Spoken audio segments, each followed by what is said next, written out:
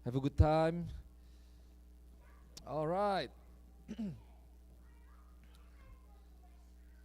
Oke. Selamat sore Bapak Ibu Saudara yang kasih Tuhan. Apa kabar semuanya? Baik-baik? Masih semangat? Amin. Oke. Cuacanya dingin, hatinya tetap panas ya. Oke.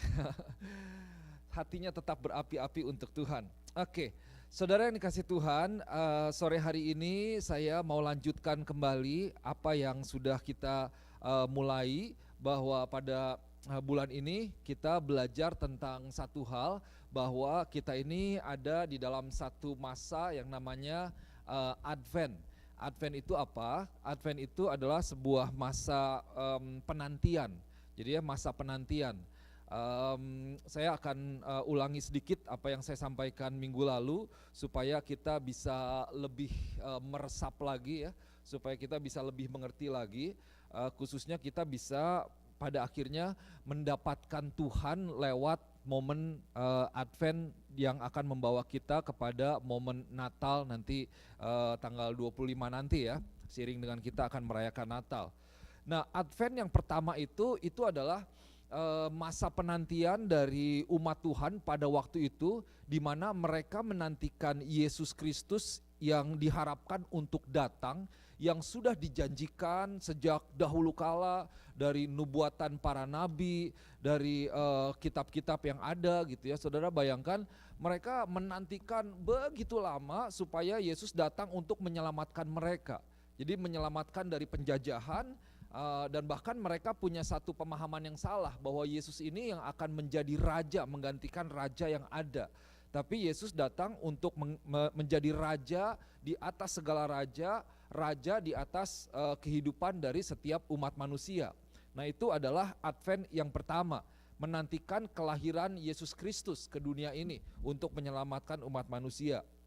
Nah, sebenarnya ada Advent yang kedua. Advent yang kedua itu apa? Yaitu sekarang kita masa ini sepanjang kehidupan kita menantikan kedatangan Yesus yang kedua kali. We are waiting for the second coming of Jesus Christ himself to judge, untuk menghakimi setiap kita, untuk membawa kita. Dan dalam konteks yang lebih kecil lagi, seperti tadi, bahwa setiap tahun kita menjelang Natal itu menjadi satu budaya di mana umat Tuhan juga umat Tuhan, orang percaya itu masuk ke dalam masa Advent. Ada 4 minggu Advent sebelum kita merayakan hari Natal, dibawa kepada hari Natal. Kita nih seolah-olah memperingati dengan menantikan Yesus yang akan lahir gitu ya. Kita kan Natal merayakan kelahiran Yesus ya. Dan saya percaya begini, bahwa pengalaman di dalam penantian kita itu bergantung kepada pengharapan kita, kepada tujuan kita gitu. Sekali lagi ya, saya ulangi. Jadi pengalaman dari penantian kita, masa-masa penantian kita ini bergantung kepada ekspektasi kita, kepada pengharapan kita. So your waiting experience is very much dependent on your expectations. Bagaimana pengharapan kita? Pengharapan kita itu yang akan menentukan apa yang akan kita alami, apa yang akan kita nikmati, bahkan yang akan membawa kita kepada momen kelahiran Yesus Kristus. Saya kasih contoh, saudara kalau mau liburan seneng gak? Seneng ya, tapi bukan hanya seneng. Kalau saya seneng, kalau mau liburan itu senang merencanakannya. Jadi saya menikmati itu. Saya menikmati melihat-lihat, misalnya mau pilih hotelnya di mana nih gitu. Mau pilih hotelnya yang mana nih? Oh, ada yang nanti di sort lah, dipilih. Pokoknya lihat yang ada kolam renangnya, karena punya anak kecil gitu. Jadi senang berenang, cari yang ada kolam renangnya. Lihat kamarnya, nanti bandingin dengan yang hotel yang satunya. Terus kita lihat jaraknya seberapa jauh, berapa lama persiapannya. Breakfastnya ada enggak? Breakfastnya coba lihat, ada yang ada rendangnya enggak? Oh, enggak ada gitu. Breakfastnya seperti apa? Pokoknya dicari gitu. Belum nanti transportasinya seperti apa. Jadi liburan itu buat saya sudah menikmati ketika masih di dalam perencanaan gitu. Jadi saya menikmati benar tuh. Sampai suatu saat ketika datang ke tempat liburannya, melihat tempatnya begitu, oh iya bener ya, bagus ya. Tuh kan udah lihat nih, ternyata benar seperti apa yang ada di gambar. Well ya, sekarang syukurnya seringkali ya lebih pas lah, lebih cocok dengan apa yang ada di gambar. Kalau dulu mungkin kita nggak tahu ya, datang, oh ternyata jelek makanya kita baca review, kita lihat foto. Tapi saudara lihat bahwa pada akhirnya pengalaman kita saat kita menantikan untuk liburan itu kita sudah menikmati gitu. Dan bahkan nggak sabar pengen ada di tempat liburannya, betul ya? Nggak sabar kalau yang mau ke Florida, mau naik roller coaster, aduh nggak sabar pengen lihat tuh, pengen teriak kayaknya, pengen wah gitu kayaknya, udah ingin menikmati. Jadi udah excited, itu udah dibuild sepertinya, sudah dibangun excitementnya.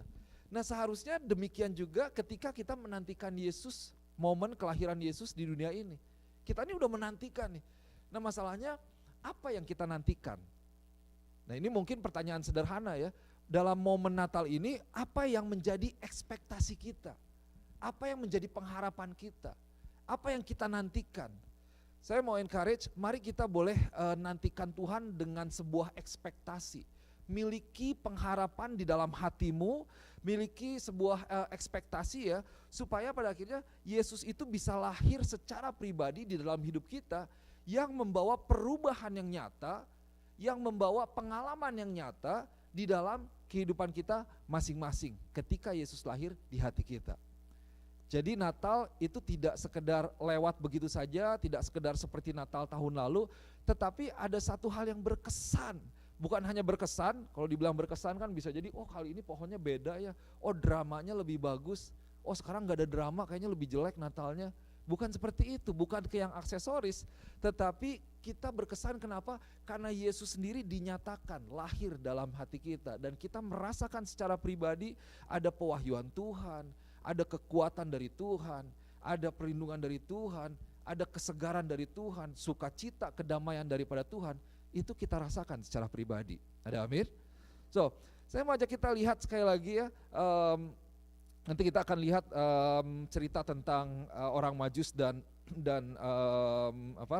Raja Herodes. Tapi sebelumnya saya mau ajak kita lihat Lukas pasal yang kedua ayat yang ke-7. Lukas pasal yang kedua ayat yang ke-7. Oke, ini ada ya di depannya. Saya bacakan buat saudara. Dan ia melahirkan seorang anak laki-laki, anaknya yang sulung, lalu dibungkusnya dengan lampin dan dibaringkannya di dalam palungan karena tidak ada tempat bagi mereka di rumah penginapan. So again, because there was no place for them in the inn. Karena tidak ada tempat di mana Yesus bisa dilahirkan, tempat yang layak, tempat yang baik, sehingga akhirnya Yesus dilahirkan di sebuah palungan, di sebuah kandang domba, seperti itu ya. Nah, saudara yang kasih Tuhan, berapa banyak di sini saudara seneng dengar lagu-lagu Natal? Kayaknya ya seneng ya. Tadi malam itu saudara kalau lihat Instagram saya, atau mungkin saya masukin di Facebook juga, di gereja sebelah itu bagus sekali loh. Waduh, saya pas datang ke sini, biasa setiap hari Sabtu kalau minggunya mau ke Boston itu kan kita buka orang order aneka market, sehingga orang gak usah di-ship. Jadi kalau hari Minggu ke Boston itu hampir dipastikan minggu pertama, minggu ketiga itu mobil saya udah penuh. Dan semalam penuh, kayaknya kita mesti beli mobil baru aneka kayaknya. Udah sampai bangkunya dilipat, sampai yang tengah tuh udah dilipat, udah dari tengah sampai ke belakang itu udah penuh plastik semua. Wah puji Tuhan ya, aneka diberkati, ada amin. Kayaknya mesti bikin rak di mobil saya nih biar bisa ditumpuk sekarang, soalnya ada space yang kosong bisa dimaksimalkan. So anyway, jadi waktu datang saya lihat di depan situ ada mereka punya kayak bikin palungan gitu ya, terus orang pada nyanyi. Dan aduh sayangnya banyak mobil lewat, tapi kalau mobilnya lagi nggak banyak lewat, itu sampai di lobi kedengeran karena mereka nyanyi kayak vokal grup ya, dibilang di sini kan caroling ya. Caroling nyanyinya mungkin ada 20-30 orang kali. Jadi nyanyinya nyaring, terus merdu malam-malam gitu. Aduh kayak di luar negeri banget pokoknya. Kayaknya pertama-tama seumur hidup kayaknya baru lihat gitu asli. Saya bagus banget karena sepi gitu. Cuman ya sayang ada mobil lewat. Aduh, padahal bagus sekali. Berapa lagu itu hampir kayaknya mereka habis tiap lagu nanti 5 orang masuk gitu. Nanti nyanyi lagi, masuk sampai akhirnya habis. Wah, itu bagus banget. Nah, ada satu lagu yang kita sering nyanyikan kan yaitu Joy to the World. Joy to the World kan dibilang begini kalimatnya, Joy to the world, the Lord is come. Let earth receive her king, okay? And then let every heart prepare his room. Again, saya sebenarnya pengen nyanyi. Aduh, Tuhan kenapa saya nggak dikasih karunia untuk menyanyi ya? cukuplah karuniaku bagimu, katanya Tuhan, ada bagiannya masing-masing. So, tapi di joy to the world kan bilang, joy to the world, the Lord is come, let earth receive her king, and then let every heart prepare his room, dan seterusnya, dan seterusnya, dan seterusnya. Nah itu sebenarnya mengajak kita untuk kita mempersiapkan hati kita.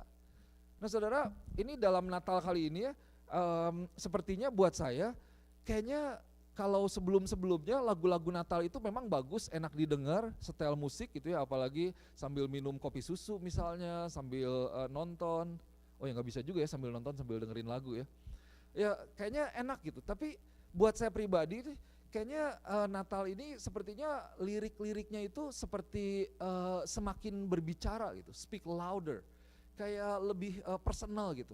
Saya lebih menikmati dan mengartikan sebenarnya apa sih arti dari lagu Natal ini. Bukan saya nyari-nyari, tapi sepertinya kayak berbicara aja buat hati saya. Ayo let earth receive her king, and then prepare every heart, prepare him room. Persiapkan untuk Tuhan, dan lagu-lagu yang lain-lainnya gitu ya, itu sebenarnya pujian yang luar biasa yang membawa kita bisa lebih dekat lagi kepada Tuhan. Nah saudara, kalau dikatakan bahwa firman Tuhan bilang bahwa ini Yesus lahir di kandang domba, di sebuah palungan. Kenapa? Because there was no place for them in the inn. Karena tidak ada tempat yang bagus, tidak ada tempat yang layak untuk Yesus lahir, sehingga pada akhirnya Yesus lahir di sebuah yang namanya palungan. Nah ini sebenarnya mengajak untuk setiap kita, apakah ada tempat di hati kita untuk Yesus bisa lahir? Apakah ada tempat, ada pintu yang terbuka, ada hati yang terbuka untuk Yesus bisa dilahirkan? Nah Yesus lahir di sebuah barn, kalau dibilang barn itu ya kandang begitu ya, atau tempat yang terbuka biasanya untuk binatang. Saudara bayangkan itu tempatnya sepertinya becek gitu, karena ya ada binatangnya, dipakai binatang, terus kotor, dan saudara bayangkan mungkin baunya itu pasti nggak enak gitu, yang namanya kandang ya, tempat binatang. Jadi sepertinya tidak layak gitu untuk menjadi sebuah tempat di mana raja dari segala raja itu dilahirkan. Nah sebenarnya ini juga menjadi sebuah gambaran dari hati kita. Mungkin kita berpikir bahwa Tuhan, saya nih sepertinya bukan orang yang baik Tuhan. Saya seringkali berbuat dosa, saya berbuat salah kepada banyak orang, saya mengecewakan banyak orang. Saya ini benar-benar pendosa begitu. Saya bukan orang yang baik lah, saya orang pendosa. Saya tidak layak di hadapan Tuhan. Tetapi Bapak Ibu Saudara yang kasih Tuhan, tahukah saudara bahwa Yesus sebenarnya tidak mencari tempat yang bagus. Yesus tidak mencari tempat yang yang kayaknya yang indah atau yang mahal, yang sempurna. Yesus tidak mencari hati yang sepertinya sempurna, hati yang tidak ada cacat. Tetapi berita yang luar biasanya buat setiap kita, Yesus mencari hati yang mau terbuka untuk dia bisa dilahirkan. Jesus is looking just for an available heart, a heart that is open for God, the heart that is ready to receive Him. Hati yang siap untuk menerima Tuhan. Bahkan kalau kita katakan bahwa Tuhan, hati saya kotor Tuhan, tapi Tuhan, hati saya mau terbuka untuk Tuhan. Di sanalah yang menjadi tempat yang tepat di mana Yesus akan dilahirkan. So malam hari ini, mari saya mau ajak kita boleh kembali mempersiapkan hati kita. Kita datang kepada Tuhan dalam minggu-minggu Advent ini dengan sebuah pengharapan kepada Tuhan. Nah minggu lalu saya sampaikan cerita tentang orang Majus atau orang-orang bijak dengan Raja Herodes ya. Di dalam Matius pasal yang kedua ayat 1 sampai ayat yang ke-8, Matthew chapter 2 verse 1 to 8. I think saya bacakan dari yang cuma ayat yang ada di depan ya. Matius 2 di sini ada ayat 1 dan 2, kemudian ayat yang 8 supaya lebih singkat aja. Dikatakan begini, sesudah Yesus dilahirkan di Bethlehem di tanah Yudea pada zaman Raja Herodes, datanglah orang-orang Majus dari timur ke Yerusalem dan bertanya-tanya, di manakah dia raja orang Yahudi yang baru dilahirkan itu? Kami telah melihat bintangnya di timur dan kami datang untuk menyembah dia. Kemudian ayat yang ke-8, kemudian ia menyuruh mereka ke Bethlehem. Ini kali ini Raja Herodes nih, menyuruh orang Majus ke Bethlehem, katanya, pergi dan selidikilah dengan seksama mengenai hal-hal mengenai anak itu, dan segera sesudah kamu menemukan dia, kabarkanlah kepadaku supaya aku pun datang menyembah dia. Nah saudara lihat, kalau kita baca sepenuhnya dari kitab Matius pasal yang kedua, ayat 1 sampai 8 ini, ada sebuah persamaan di mana baik orang Majus dengan Raja Herodes, mereka mengatakan bahwa di mana nih anak itu yang baru dilahirkan? Aku mau datang, kami mau datang untuk menyembah dia. Perkataannya sama, we want to come and then we want to worship him. Tetapi sebenarnya ada sebuah perbedaan yang cukup besar, ada sebuah perbedaan yang cukup signifikan, yang sungguh nyata dari dua kelompok ini, yaitu orang Majus dengan Raja Herodes dengan orang-orangnya. Apa yang menjadi perbedaan? Yang menjadi perbedaan adalah the intention of the heart. Jadi niatnya itu beda nih, tujuannya itu beda. Meskipun perkataannya sama, kita tahu secara jelas bahwa orang Majus pada akhirnya datang ketemu Yesus, mereka menyembah Tuhan. Mereka bahkan mempersembahkan yang terbaik untuk Tuhan. Apa yang dipersembahkan? Masih ingat? Kalau enggak berarti enggak pernah sekolah minggu benar-benar nih kayaknya. Mas, kemenyan, dan mur. Enggak ada mbak ya, jadi mas, kemenyan, dan mur. Bercanda. Anyway, sebenarnya dalam cerita Natal itu kita kalau bisa lebih merenungkan lagi ya, sebenarnya ada banyak hal yang kurang tepat. Kalau di drama kan orang Majusnya ada berapa biasanya? 3, di sini nggak disebutin 3 loh. Tapi kita berasumsi karena mas, kemenyan, dan mur, jadi pikir 3, padahal belum tentu 3. Nah ini kalau kita baca Alkitab kita bisa lebih kritis akhirnya. Ini salah satu contoh aja ya. Kita nggak tahu berapa, Alkitab tidak menyebutkan sih. So anyway, yang menjadi beda itu apa tadi? Yaitu tujuan mereka. Sementara Raja Herodes dia bilang mau menyembah, bahkan dia kan kumpulkan semua orang-orang pintar, ahli-ahli Taurat, orang yang tahu kitab-kitab. Di mana? Coba buka kitabnya, coba lihat lagi nubuatannya, di mana Yesus mau dilahirkan. Oh terus kata orang-orangnya, iya di Bethlehem, di Yudea, di Bethlehem. Dan pada akhirnya kita lihat bahwa orang Majus ya Tuhan gerakan nggak balik lagi, nggak ketemu sama Herodes. Herodes begitu marah dan dia membunuh semua anak laki-laki yang ada di negeri itu. Nah saudara yang kasih Tuhan, kalau kita lihat, saya terlalu percaya setiap kita di tempat ini tidak ada satupun yang punya intention, punya niat untuk membunuh Yesus seperti Raja Herodes atau mencelakakan Yesus lah. Kita menantikan Tuhan. Oke, kita menantikan yang namanya Natal. Kita menginginkan, mengharapkan. Semoga ini kita Natal bukan menantikan kapan saya makan ini walnut shrimp di Jet Dragon ya. Saya udah menantikan juga sekarang tuh. Udah menantikan, enak banget. Nanti saudara mesti datang. Tapi lebih kepada istilahnya apa yang sesungguhnya kita nantikan nih. Nah, di dalam masa Advent ini, waktu kita berada di dalam masa Advent ini, kembali saya mau encourage nih. Saya mau ingatkan kembali, mari kita boleh persiapkan hati kita. Kita persiapkan hati kita dengan sebuah pengharapan, dengan sebuah ekspektasi, kita persiapkan ruangan untuk Tuhan, dan benar-benar mempersiapkan supaya Yesus itu bisa lahir. Ini maksudnya apa? Kita banyak mendengar tentang kelahiran Yesus, tetapi apakah benar-benar Yesus itu bisa lahir? Ketika dia lahir, dia menjadi raja dalam hidup kita. Dan Yesus pada akhirnya memiliki sebuah hubungan dengan setiap kita. Nah saudara ingat bahwa Yesus sangat ingin untuk memiliki hubungan dengan setiap Bapak Ibu Saudara di tempat ini. Ada amin. Inisiatifnya itu bahkan dari Tuhan loh. Tuhan berinisiatif, Tuhan yang bekerja, Tuhan yang melakukan. Bapa mengirimkan anaknya yang tunggal supaya kita bisa diselamatkan. Inisiatifnya dari Tuhan. Tuhan mengasihi kita begitu rupa. Tuhan mengasihi kita luar biasa. Jadi Yesus itu siap untuk lahir di dalam hati kita. Ketika ada hati yang terbuka, yang available, yang bersedia menjadi tempat untuk Yesus lahir. Mungkin kembali engkau lihat bahwa hatimu, aduh Tuhan tahun ini saya gak begitu baik nih. Tapi itu adalah satu tempat yang sempurna. Karena Tuhan tidak mencari tempat yang sempurna, tapi Tuhan mencari tempat atau mencari hati yang sempurna untuk dia lahir. Yaitu apa? Hati yang sempurna, hati yang bersedia, hati yang terbuka. Di sanalah Yesus akan lahir.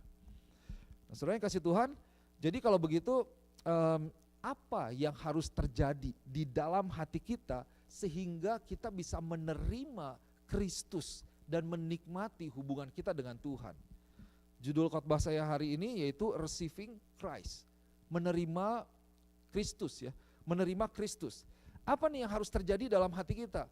Apa yang harus dipersiapkan oleh hati kita untuk bisa menerima Tuhan? Bagaimana hati kita perlu dipersiapkan supaya Yesus itu bisa benar-benar lahir dan menjadi raja dalam hidup kita masing-masing. Saya mau share 2 poin aja. Yang pertama, kita perlu menerima Yesus sebagai pribadi ya. We need to receive Jesus as who he is. Sebagai ya pribadi Yesus aja, kita terima sebagai pribadi Yesus. Nah, kita akan lihat ada ayat dari setiap poin yang akan saya sampaikan. Ini ayatnya ternyata kebalikannya, cukup menyedihkan. Yang pertama kita lihat dari Yohanes pasal yang pertama ayat 11 sampai 13 ya. So, jadi poinnya receive Jesus as who he is. Kita terima Tuhan sebagaimana adanya dia gitu, sebagaimana pribadi Yesus itu sendiri. Nah, dibilang begini, ini he came to his own and his own people did not receive him. Oke. Saya bacakannya, but to all who did receive him, who believe in his name, he gave the right to become children of God, who were born not of blood, nor of the will of the flesh, nor of the will of man, but of God. Ini ayat yang 11, saudara perhatikan, Yesus nih istilahnya kembali ke kotanya, dia kembali ke bangsanya, dia kembali kepada orang-orangnya, tetapi mereka tidak menerima Tuhan. Wah, ini kan luar biasa ya. Ini kalau dibilang this is Jesus' homecoming. Homecoming itu ada yang udah nonton Spider-Man terakhir kan judulnya apa ya? Homecoming ya. Kalau nggak salah gitu, yang seneng nonton, saya sendiri belum nonton sih. Atau saya suka lihat video di YouTube di mana tentara Amerika banyaknya yang kembali dari deployment. Jadi udah diutus nih udah 9 bulan, 6 bulan, mungkin ada yang 3 bulan, ada yang udah setahun, ada yang 2 tahun. Terus dia kembali ke Amerika, kembali ke rumahnya. Wah, itu kan namanya homecoming tuh seperti itu. Jadi kembali atau pulang. Dan biasanya disambut atau banyak yang bikin seperti kejutan gitu. Ada yang keluarganya diajak makan di restoran, mamanya, papanya. Terus dia tiba-tiba datang sebagai pelayan gitu, kasih. Atau ada foto lagi wisuda misalnya si adeknya, ntar dia muncul di belakang di foto, pas dilihatin fotonya kaget ternyata ada kakaknya di belakang. Wah, itu kan mengharukan sekali. Atau bahkan ada yang di reunite, disatukan kembali, ketemu lagi sama peliharaannya, sama anjing. Wah, itu anjingnya itu bisa sampai kayak loncat-loncat dan sebagainya. Itu gambaran homecoming. Jadi pulang kembali kepada keluarganya gitu. Nah, Yesus ini homecomingnya Tuhan nih. Jadi sederhananya Yesus ini kembali ke rumah gitu. Dia kembali ke kotanya, dia kembali ke bangsanya, dia kembali kepada orang-orangnya, yaitu orang-orang umat Tuhan, umat pilihan Tuhan, yaitu umat Tuhan sendiri gitu ya, kepada komunitasnya, kepada keluarganya. Tapi saudara bayangkan Alkitab mencatat, dibilang bahwa his own people did not receive him. Wah, kalau saya pulang ke Indonesia, wah itu teman-teman saya seneng, puji Tuhan ya. Bener gak? Kalau gak seneng berarti wah ini gue salah apa nih gitu ya. Ayo kapan di sini? Oh bisa makan kapan? Ayo makan pagi, siang, sore, malam. Wah kayaknya udah banyak yang ngajakin tuh, puji Tuhan gitu ya. Karena punya teman, indahnya punya keluarga. Tapi kebayang kalau saya pulang kemudian menolak mereka, si Ronald mah biarin aja lah gitu. Atau begitu pulang lagi ke Amerika, pastor kapan pulang gitu, wah kayaknya udah seneng pengen ke gereja, tapi pas datang ke gereja pada cuek gitu misalnya, gak ada yang menantikan, gak ada yang ngangenin, bahkan kalau gak ada yang ngangenin masih mending ya, ini dibilang mereka tidak menerima Tuhan. Di dalam banyak terjemahan itu dibilang they rejected him, mereka menolak Yesus, mereka menolak Yesus, mereka menolak pribadi Yesus. Jadi Yesus benar-benar tidak diterima oleh kelompok, oleh orang-orang yang seharusnya menjadi orang-orang yang paling menantikan Tuhan. Saudara bisa bayangkan, ini his own family, his own people, his own nation, but they did not receive him. Can you imagine? Nah, betapa saudara bisa bayangkan sebenarnya ini adalah gambaran gereja. pada hari-hari ini, apakah gereja Tuhan benar-benar menantikan Tuhan, mengharapkan Tuhan? Ketika Yesus mau lahir ke dunia ini, apakah kita menantikan Tuhan atau kita ya melalukan aja gitu, nggak ngangenin Tuhan? Padahal ini adalah momen di mana kita mengingat kembali, merayakan kembali kelahiran Yesus sebagai juru selamat. Sebagai orang percaya, mari saya mau ajak kita boleh mempersiapkan hati kita untuk Tuhan sebagai diri Dia gitu, sebagai pribadinya. Kita terima pribadi Yesus, kita terima Yesus Kristus itu sendiri. Dan saudara yang dikasih Tuhan, kalau kita percaya di dalam namanya, kita harus percaya juga akan identitas Tuhan. Kita percaya kepada nama Yesus, kita panggil dalam nama Yesus. Tapi kita bukan hanya memanggil nama Tuhan, kita harus menerima Yesus sepenuhnya. Kita perlu menerima Yesus, percaya kepada Yesus sepenuhnya akan siapa Dia. Nah, kalau saya katakan siapa Dia, identitas Tuhan, di Alkitab itu disebutkan banyak sekali gelarnya Tuhan ya. Bahkan ada satu buku, siapa pastornya saya lupa, bukunya Jesus is, terus titik-titik-titik. Itu kan gelar Yesus itu banyak ya. Contohnya, di dalam Natal kita tahu ayat-ayat Natal itu dibilang bahwa His name shall be called Immanuel. Dia dipanggil Immanuel. Dia dipanggil apalagi? Juru selamat, Tuhan, Raja di atas segala raja, begitu. Yesus juga seharusnya bukan hanya berhenti sebagai Raja di atas segala raja, Juru selamat gitu ya, counselor, tapi dia harusnya juga, kalau kita menerima Yesus sepenuhnya, secara utuh, dia harusnya menjadi manajer kita misalnya. Dia harusnya menjadi supervisor kita, bos kita. Dia harusnya menjadi seperti arsitek kita yang mengatur, membangun kehidupan kita. Dia harusnya juga menjadi seperti financial planner kita. Nah, keuangan kita apakah tunduk di bawah hukum-hukum Tuhan atau hukum kita sendiri? Begitu, dengan apa yang Tuhan percayakan kepada kita. Jadi kita mesti, ini Alkitab ini sebenarnya firman Tuhan yang membawa kita kepada satu berkat yang luar biasa. Nah, kalau kita katakan, Tuhan Engkau adalah guru, tetapi apakah kita mendengar suara Tuhan? Kalau kita katakan bahwa Tuhan Engkau adalah you are my guide, Engkau adalah penuntunku, tapi ketika Tuhan tuntun hidup kita, apakah kita mengikuti Tuhan? Atau kita berjalan sendiri? Ketika firman Tuhan katakan begini, kita jalan yang lain. Kalau kita katakan bahwa Engkau adalah Raja, Engkau memerintah, apakah kita bersedia diperintah oleh Tuhan? Apakah kita bersedia untuk diatur oleh Tuhan, untuk mengikuti firman Tuhan? Nah, seringkali apa yang terjadi bahwa kita nih pick and choose, kita memilih gitu. Kita memilih hal-hal tentang Yesus dari pribadi Yesus yang banyak ya. Tadi dibilang ada counselor, King of Kings misalnya. Well, we can say also ini Yesus juga kalau bisa dibilang seharusnya ada prinsip tentang keuangan, prinsip tentang hubungan dengan orang lain, memaafkan dan lain sebagainya.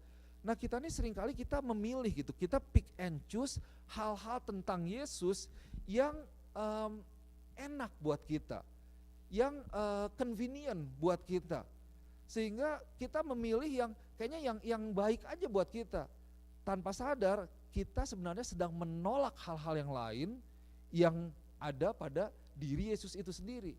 Jadi kita tidak menerima Yesus secara utuh gitu ya. So, kita nggak menerima Yesus sebagai pribadi Dia sepenuhnya. Bagaimana itu terjadi ketika kita cuma pilih-pilih nih. Oh, yang ini ayatnya enak nih, boleh deh buat saya gitu ya. Oh, yang ini kayaknya enggak deh Tuhan, nanti dulu. Ini agak berat, enggak deh. Ini kayaknya bukan buat saya. Saya tahu ini buat dia nih kan. Mau langsung teringat kan. Ini buat dia banget nih, benar Tuhan. Nanti Tuhan kalau ketemu saya mau kasih ayat ini nih. Nah, intinya banyak kali kita sebagai orang percaya, kita pilih yang enak buat kita, yang gampang buat kita, yang menguntungkan buat kita, tapi kita menolak hal-hal yang lain yang kalau mungkin tidak mengenakan, padahal itu penting buat setiap kita. So, mari kita boleh menerima Yesus sebagai pribadi Dia. Nah, next slide, ini saya tulis begini, selama momen Advent ini, saya mau ajak kita, mari kita boleh membuka mata hati kita, supaya kita bisa melihat Yesus sebagai pribadinya, siapa diri Dia, sehingga kita bisa dengan bebas dengan sesungguhnya kita bisa menerima Tuhan sesuai dengan siapa diri Tuhan. Jadi pertama kita buka nih mata hati kita, supaya kita bisa melihat siapa Yesus sebenarnya. Yesus yang ajaib, Yesus yang luar biasa, Yesus yang penuh kasih, Yesus yang mendisiplin kita juga, yang baik buat kita, gitu ya, yang menghajar kita karena Dia Bapa kita. Sehingga waktu kita bisa melihat Yesus sepenuhnya sebagai pribadi, disitulah kita bisa menerima Tuhan sepenuhnya dalam hati kita.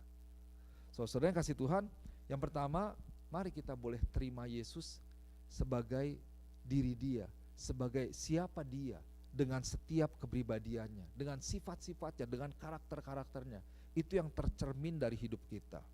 Dan yang kedua, poin yang kedua, mari kita boleh terima Yesus sebagai terima Yesus dengan perkataannya. Receive Jesus and His words, atau in other words, and His sayings. Terima Yesus dengan setiap perkataannya. Nah, dari Yohanes pasal yang ke-12 ayat ke-48, dibilang begini.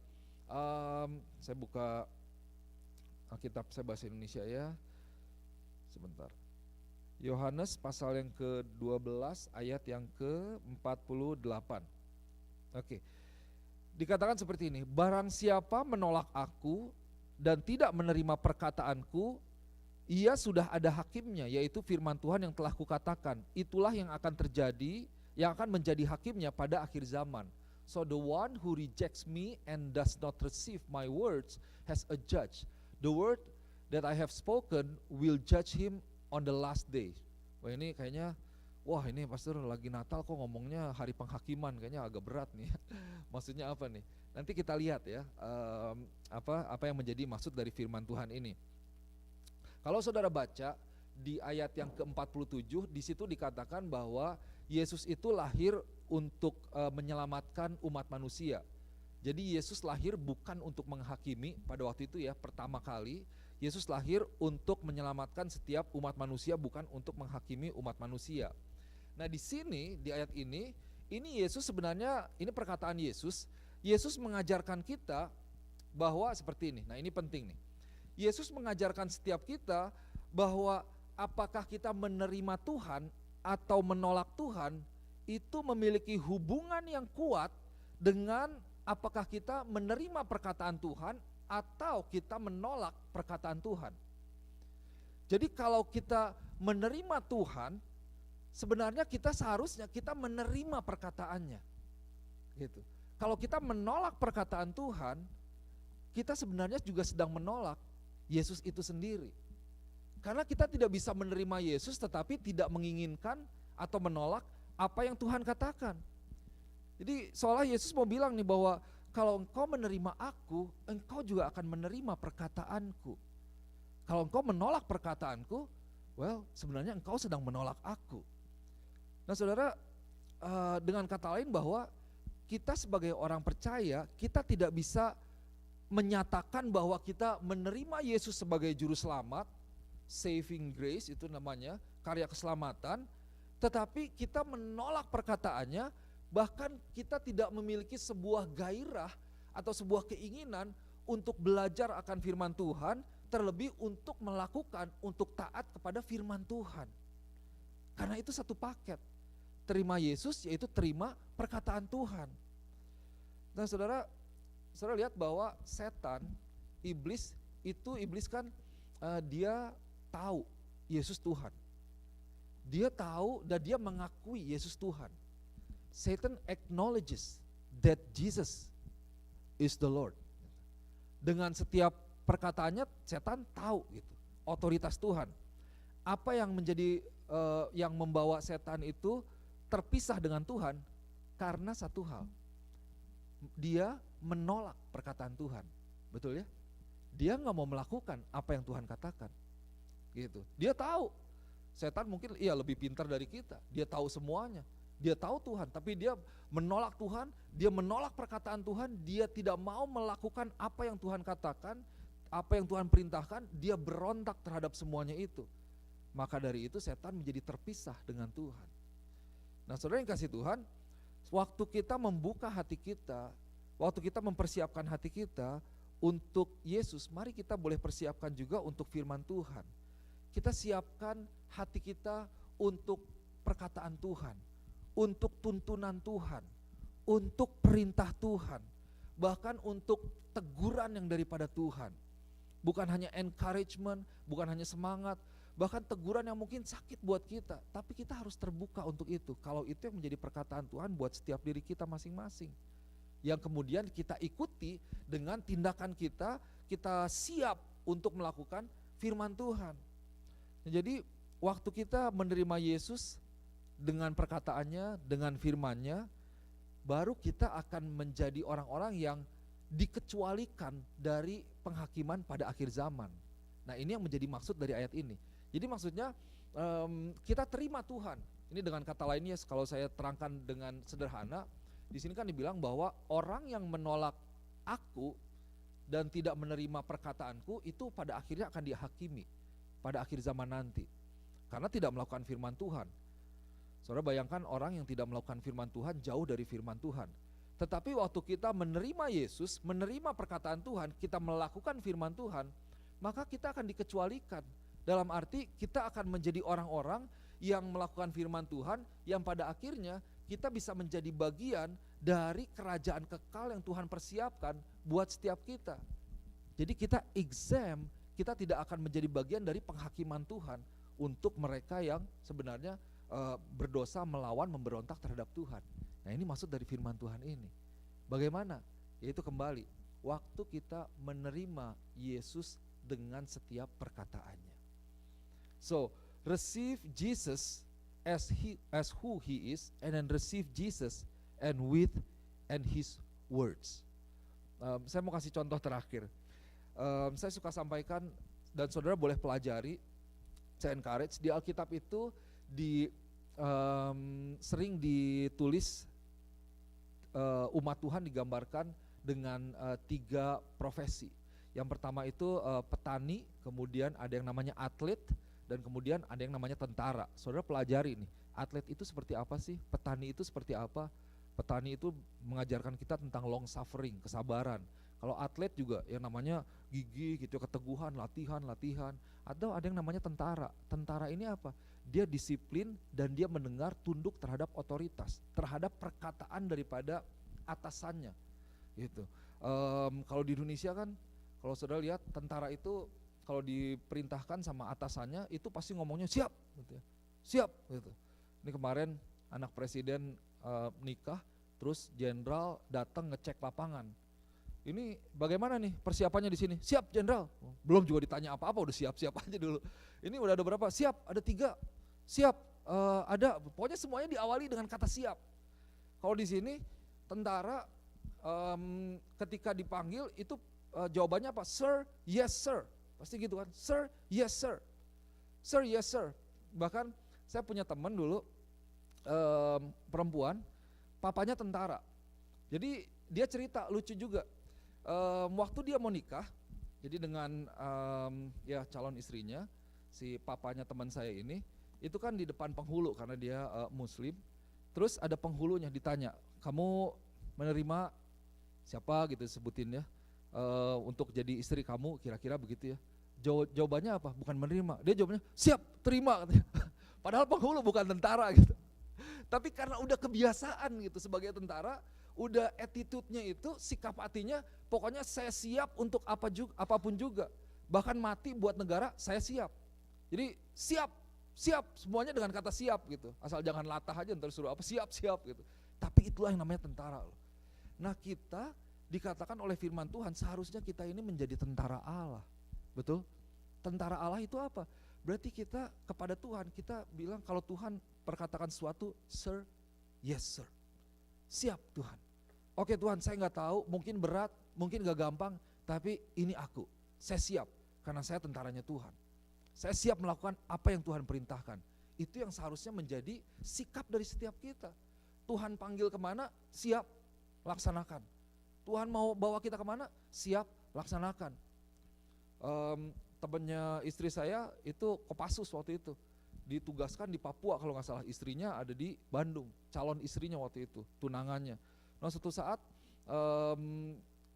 lagi di Bandung, lagi di Bandung ya kalau nggak salah, terus dipanggil sama komandannya, terus lagi pacaran kalau nggak salah, lagi ketemu lagi ngobrol, terus ada pager apalah waktu itu, terus dipanggil, ini siaga 1 katanya, mesti pergi katanya. Nah sebagai seorang Kopassus, apalagi pasukan khusus special force, dia mesti berangkat tuh, nggak peduli lagi kondisinya apa, sampai digodain sama pacarnya, kamu siaga mulu, penggalangnya kapan katanya. Ada yang nggak ngerti ya? Oke, itu nanti tanya sama yang ketawa gitu ya. Soalnya pokoknya gak apa-apa, siaga 1, siaga 2, siaga gitu, siaga mulu penggalang. Well, anyway, saya bocorin lah. Siaga itu di Boy Scout, siaga itu yang tingkat dasar, penggalang itu tingkat berikutnya. Jadi kamu siaga mulu kapan naik pangkatnya gitu ya. Tapi maksudnya, well you know lah ya. Oke. Jadi saya kasih Tuhan, kembali poinnya apa? Waktu kita masuk dalam masa Advent ini, saya mau encourage setiap kita. Persiapkan hati kita untuk apa? Terima Yesus sebagaimana adanya Dia, dengan pribadi Yesus itu sendiri. Dan kemudian kita terima Yesus dengan perkataannya. Apa yang Tuhan perkatakan? Apa yang Tuhan mau tunjukkan? Persiapkan hati kita untuk taat terhadap firman Tuhan, taat terhadap perkataan Tuhan. Nah, terakhir saya mau tutup, saat kita benar-benar masuk dalam masa meditasi ini ya, meditasi Advent, ini adalah momen yang baik nih. This is the right moment for us to meditate again about the birth of Jesus Christ with His purpose and everything. Kita meditasikan tentang Yesus itu sendiri gitu ya, karya Tuhan. Saya mau encourage kita kembali untuk kita selalu persiapkan hati kita. Saya selalu boleh mempersiapkan Tuhan, saya mau membuka Tuhan, saya mau mengalami Tuhan lebih lagi Tuhan. Saya mau membuka hati saya. Kenapa? Karena buat Tuhan, saudara yang kasih Tuhan, buat Tuhan itu yang penting itu adalah kondisi hati, pertobatan hati, perubahan hati. Itu yang menjadi hal yang sangat penting buat Tuhan. Itu yang menjadi hal yang Tuhan cari. Ketika ada hati yang mau berubah, ada hati yang mau bertobat, ada hati yang mau menjadi lebih lagi, ada hati yang mau mengasihi Tuhan lebih lagi, lebih daripada tahun lalu, lebih daripada sebelum-sebelumnya. Hati yang mau dikoreksi, hati yang mau diisi kembali, hati yang mau dipenuhi kembali. Itu adalah hal yang penting buat Tuhan. Jadi hati yang terbuka, yang available, di mana Yesus mau lahir, dan di sanalah ketika ada tempat, Tuhan akan lahir di sana. Tuhan akan lahir sebagai Raja, Dia akan memimpin kita, Dia akan membawa kita untuk boleh terus mendampingi kita menjadi Tuhan yang selalu berada bersama-sama dengan kita. Terakhir saya mau ingatkan kembali bahwa kita nih memang semakin hari, bahkan bukan hanya 2023 ya, tetapi dalam setiap hari-hari kita menapaki hari yang kita tidak tahu. Betul ya? Kita tidak tahu. Tapi ketika kita tahu bahwa ada Tuhan bersama-sama dengan kita, hubungan kita dengan Tuhan itu menentukan apakah kita akan bisa tetap berdiri, apakah kita akan bisa terus berjalan, apakah kita akan boleh terus bahkan bukan hanya menikmati berkat Tuhan tetapi menjadi berkat buat orang lain. Gereja yang kasih Tuhan, sebelum nanti minggu-minggu ke depan kita akan belajar lebih lagi ya, bahwa ada janji Tuhan nih buat setiap kita, buat gereja Tuhan di tempat ini. Terlepas dari sepertinya kegelapan, resesi yang seperti itu, tapi percaya bahwa ada Tuhan. Ingat bahwa gereja dipanggil untuk menjadi apa? Garam dan terang. Kalau gereja dipanggil untuk menjadi terang, gereja itu memegang terang itu sendiri. Kita memegang terang, kita punya terang itu. Yang pasti kita terang itu menerangi hidup kita dulu gitu. Dan gereja ini dipanggil, diberkati untuk memberkati orang lain. Dan ketika ada masa kegelapan, disitulah fungsi daripada gereja Tuhan. Kenapa kita ada? Kenapa kita eksis? Karena Tuhan mau pakai gereja Tuhan. Tuhan mau pakai setiap kita untuk kita boleh diberkati, terlepas daripada masa resesi yang ada, untuk kita boleh menjadi berkat buat orang. Bukan hanya tentang finansial, tetapi ada banyak orang yang akan mungkin kehilangan pengharapan, kehilangan sukacita. Disitulah fungsi daripada gereja Tuhan.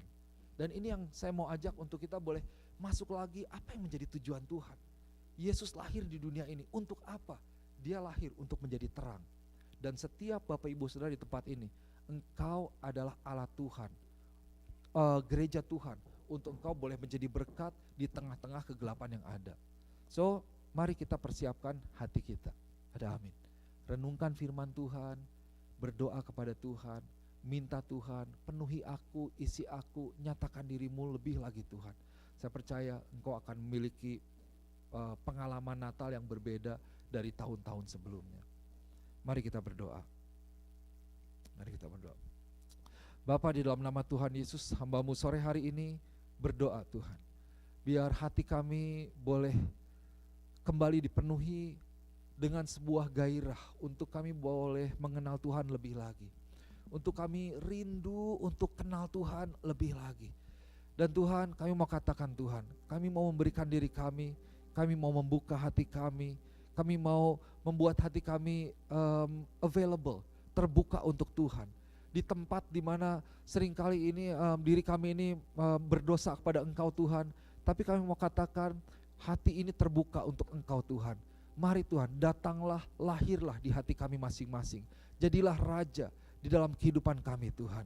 Dan hamba-Mu berdoa, biar jemaat Tuhan boleh memiliki pengalaman yang baru, pengalaman yang lebih dalam, pengalaman yang lebih luar biasa lagi, di mana ada pernyataan Tuhan secara pribadi yang memberikan kekuatan, memberikan kedamaian, memberikan sukacita kepada Engkau Tuhan. Di dalam nama Tuhan Yesus, dimeteraikan firman Tuhan. Di dalam nama Yesus, hamba-Mu berdoa. Haleluya. Amin. Amin. Amin. Mari kita puji Tuhan sebelum kita tutup ibadah kita sore hari ini. Mari jemaat kita bangkit